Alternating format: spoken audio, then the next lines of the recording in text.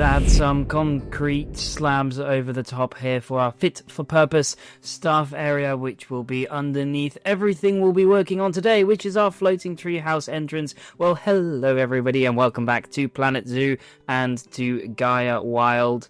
Last time we started working on the entrance layout, we did the pathing, and we started with our first habitat, the African penguins, which you can see here. We're finishing off the grotto. We're creating the entrance area of how our guests will traverse down the steps, down this path in towards our underwater viewing area. Do have a look at the previous episode if you'd like to see this all in detail and how we made this. To the left of it, you can see this beautiful concrete area. It's not very beautiful, it's simply fit for purpose, exactly what we need. It houses all the staff buildings, and that's going to be completely covered by the gardens that we are going to make in a future episode. So there will be multiple entrances for the staff to move around in. They've got back entrances, side entrances, all sort of different entrances, just to make sure that the staff don't have to integrate with the guests. They can't be seen as they go around their business. Well, what you can see right now is we are finishing off the grotto. We are working on the entrance area. I love this idea of just sinking into the gardens that we're going to make later and just going underground, as it were. And then as you turn the corner, you have this incredible view of our African penguins. So that's what we're working on now. We've added in loads of different rocks, loads of flat rocks, just to create the base quite easily, simply so that we can make sure that it's as flat as possible up the top. And then therefore that will make sure that we just have more than enough space to work on the gardens. So on the inside, we've got the same sort of finish. We'll add a few little details in there later, and a couple of penguin statues as well. You can sort of see on the right-hand side there where the penguin statues will go. There we go, some more little detail works in there as well, just to cover up the fact that we've used a lot of these flat panels. Give it a little bit of a rougher texture that you are really, really underground. Now, inside of this pathway, really, it's of course going to be dark. We're going to add in a few lights here in just a little moment. Once we finish placing the rocks, we can see the penguin statues have been added there, sort of waddling back and forth. I named them Mark and Lewis. Mark and Lewis, they are walking down into the grotto here. It sort of starts to create this entrance atmosphere. We're going to get rid of this first gate here because it just doesn't fit well. As you can see by this side view, it's sort of just above at the similar level as the main viewing platform. There we go, that's sort of the view that it would be in real life. Of course, we're using night mode here, but then we can just tweak the lights here. We can show Mark and Lewis off there on the left-hand side as our guests run in to see our African penguins at the bottom. This turned out really, really well. I'm actually really happy with it. Going to finish off a little bit of the pathing. Did that off camera and whatnot, but this is sort of the entrance area that we've really gone with. As you can see, it integrates very well there in the night mode. We're going to continue with some finishings here and there. So we're going to just line up all these fences. These fences were copied and pasted from the other one, and then I sort of tweaked it as we go along, because we're going to make a custom floor in this area. And what I'm thinking of using, here we go, we can have a look at it right here. We're going to look at dark wood. I love the dark wood in it. We're going for a slightly darker shade of it for the flooring. We're just going to try and line that up perfectly. It's quite tricky to do here because of all the curvature, but it turns out really, really well. There you can see it. It took hours. When I mean hours, I mean actual literal. It took 4.5 hours to get the pathing right, because our pathway works on a little bit of an angle. So as you can see, we're just adjusting it slightly. So it's essentially a very mild step down. You know, it's one of those step downs where as you're walking, you're breaking your neck because you don't realize it's actually stepping down. So slight limitation of the game that I couldn't really get it at an angle. So this is the best we could do, really. So you slowly go down on this side. The other side of the entrance to the African penguins also has the similar design to have that symmetry, but on the left-hand side we also have an accessible path which rolls straight into the grotto as well for those guests that do need that little bit of access help. We're going to create some mulch here just to create the base, really, for what will eventually be the gardens. Like I said earlier, that will be something for another video to finish those off. But this mulch base will just give us that flat terrain that we are looking at, just to make sure that everything can go into its place properly. Lining that up with the fences, quite tricky. The fences, they're all slightly askew, just simply to make sure that there's no textures overlapping and whatnot. So it does create a little bit of a trick there. Some signage then in. One thing I noticed whilst building all of this really was that I didn't have much of pathway finding. And there was, as you can see here, there's a little bit of an awkward gap between these two fences. So in order to fill that up really, I continued the theme of the dark rocks that we've been using. And I added a couple of rocks in here, and then I figured, you know what, this would actually be a perfect place for the signage. You're right on the edge here of the African penguin grotto. And to the left there, you will have the main entrance side, of course. We will tweak it a little bit later just to make sure it all fits in well. And you will see it in the cinematics there when I've actually gone into Photoshop after recording to create everything. We're going to finish off with a little bit of a wooden texture. It's a little bit, not generic, but like it just fits well with this area. We've used a variety of different types of wood. The wood with the stone works really well. Continuing that theme here, letting it stick out ever so slightly. So the next bit, we're going to go into the main bit now. We're going to look at the tree houses. And the tree houses, wow, like I love Planet Zoo. Is absolutely phenomenal. This was probably one of the things. We're only making three tree houses because after that I sort of kind of lost the will to live a little bit. Wow, these were tricky to make and to get right. You will see that as we go along here, the amount of tree houses in the background just to get all the angles right was really quite tricky. So we're going with 3. I wanted them to be a little bit offset from each other. I wanted them to be completely different. We've got such different themes going on in Gaia Wild, but then we've got that overlapping theme that I mentioned in the first episode of conservation and focusing on nature and everything like that I want to flow through it. So we're really going to use a lot of natural materials that complement the animals that we're going to have in here. We're going to have a variety of different animals from all over the world. Those lands exactly. I've got a base idea in my head of the lands that I want to be doing, which is what I use as inspiration for these tree houses. Each tree house has its own theme. We're going to have a rustic theme house. Tree house is one of them that I wanted to do. We've got a slight African safari style one with some thatch wood, which is the one we're working on here. I'm just trying to get the balcony correct here. We've got some nice little motifs there on the windows. So this one is going to be a restaurant as well at the same time. So as guests either leave the park or in the morning or whatever, they can sit up here in this lovely big tree house up top and have a delicious meal. Just trying to get the framework right here. It is really interesting actually using these pieces. I believe it was like a rustic metal framework that I was using, but it works really well. I wanted the roofs to be non-standard. The roofing is often very, very flat, I find. So because these are quite grand buildings and these are our entrances, as you can see, we're using thatch pieces.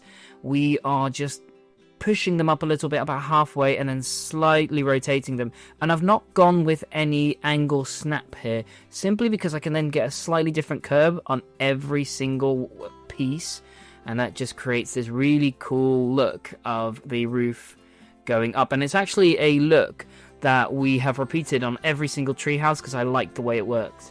Just to add a little bit of texture, we're using some wood here. We're going to recolor that later to be the same color as the wood that we used for the floor. So it's nice and dark. It's very subtle. We're going to sink that in a little bit more, almost as if it is what is holding the thatch together. But obviously, you know, it's a bit of an African theme. It's a little bit more rustic. The whole idea behind the entrance and Gaia Wild, like we said earlier, is nature. There we go. We can see this finished product there quite well as we are trying to rotate everything in place and making it work with as little overlap as possible. We've got nice little wooden pieces there at the very top which stick out. They work really, really well. Just adds a little bit of texture. On the sides I've added like these green shields there, a little bit of a pop of colour. Below there the bamboo, bright yellow, which looks really well. And then inside we are using some glass work there. Things like the mosaic glass, it was called, something along those lines. and just to make sure that, you know, it actually looks like a building. There's something inside of it, and that's where the restaurant will be. As you can see, the amount of tree houses there, and by the footage here, it is a constant copy and paste, constant additions. I constantly kept thinking, oh, I'd like to add this, I'd like to add this. Oh no, it needs to be slightly bigger here, slightly bigger there. But it all worked out quite well in the end for our list for African hut. Next one is going to be our rainforest themed hut, which is this one. We're going for a completely custom roof here, using the base of the thatch roof there because I really like the shape of it, and I figured it would look really, really well with this wood. So we're just using the individual pieces of bark here, really, and just layering them on top of each other. It doesn't have to be neat. It needs to be like a tribal sort of hut, you know, that the idea I really want is that you are hiking almost in the Amazon rainforest, and that you came across this tribe that's just lived there for hundreds of years, has never seen a human being before, and then this is their hut. So there you can see up top the roof is mainly finished. We've got a nice little wooden trim there on the edge. We're going to tweak this a little bit. I used the base from the African hut there, so the bamboo and stuff is going to go. For now, we're working on the side poles here, really, which you can see is the bark. It's completely custom made, using various different pieces of the custom bark. We rotated that around, and it works really, really well. It ties it in very well together. In the middle, we've got the frame there, which looks a little bit like a leaf. I recolored that. I believe it was a different color when I put it in, and I recolored that. It's our Amazonian hut here. From the India pack, used this sort of archway, which just turned out, it looked really, really well when you recolored it. Makes it look dark and rustic. And then now I was working on the base of it, and this is actually when I found how much I liked this shape when I was testing it out. So it slants in, as you can see, at a slight angle, and then it goes nearly flat, only to then slant back down, straight down, and it creates the base. Now obviously this hut, I haven't really decided what the purpose is for this hut. If you've got an idea for what the zoo could use for this particular rainforest hut, as you can see, it's got the glasswork on the inside as well. It could be a second dining room for the restaurant, and I need to find a way to connect both of them. If you've got a great idea for that, let me know down in the comments below, and we might have a look at that in an upcoming episode when we finish off the area. There's a little bit of an impression. I'm constantly doing these sort of viewpoints just to make sure that everything works, because obviously I'm building it from top down, and as you can see, we're getting rid of it again. Building it from top down, so it's very difficult to get the viewpoint right, because the view from the guest is the opposite way around. So the view obviously is going to be from down below. Third hut then is going to be completely different. It's almost like a gateway, really, this one. So the initial idea I sort of had is I wanted this tree that was in the middle and that was just sticking out, and it was almost like completely open, as if it's fallen apart. The issue with that a little bit is a big entrance area, and we needed a space for the gates and the ticket machines and everything like that, so it needed to be big. I couldn't just put a big tree there, essentially, because it would look weird if it was just either a completely open tree. It had to be nearly hollow at the bottom. It would just look a little bit strange. So we're going to go for an in-between one here. You can see the first sort of pillar there. These trees upside down, I've twisted them upside down, are sort of forming the base there of the side, and it works out really, really well. It creates that same sort of feeling almost of a bunch of different trees lined up next to each other that have fallen over or caught by a storm, and these little pointy ends at the end create a really cool texture. Using some vines here for really the window and the balconies, and as you can see, trying to get this right with the roofing and stuff is quite tricky. Now, you won't see the inside. The inside is mainly there for realism. It's mainly there to create the immersion on the inside. And what you can see how we tweak this along, on the bottom there is actually completely filled in at the moment. It's because I had a different purpose for this one initially. This was before I lost the will to live. This was meant to be the fourth treehouse, and I was going to do something else in the middle. But it ended up being this when I couldn't create the actual big tree on its own. And this is quite an interesting part of the creative process, and something I really, really like is how your ideas, you've got something in your head and it changes and adapts as you are building. So putting them in place, they're all slightly off center, slightly next to each other. As you can see, different heights. It just ended up being so much better than how I could envision this. So this is the main gate there. Underneath we will have the ticket machines and everything like that. It's going to be flanked by various different planters, which we will see a little bit later. Just testing out the viewpoint there, I think it turned out really good. Even the base ones. We're going to put some foliage and some greenery on it to really sell this idea. And there in the background, you can just see the various different tree houses. This is after I removed quite a few of them, actually, because boy howdy, there are a lot. There were a lot to make sure that this was done well. Using a variety of different trees here, just seeing what can work and what does work and what it looks like. Initially, I was like, oh, I'm going to put it right at the top, but then I actually sunk it below as if it's coming out of the roots, as if the tree house was built around the tree. Using some of these roots, they look really well, bring a great texture to this rustic roof. We got some moss there at the top, and then we got some vines around the side of the pillars that we've used to keep that greenery flowing. At the bottom, the base isn't completely straight because, again, that rustic sort of feel. Happy accident, really. And we've done some roots there as well. Working on the planters here, we are laying down some basic mulch. I don't like the idea of them being completely straight. I like the idea of there being random curves and waves, and we adjust the path appropriately so that people don't walk through them.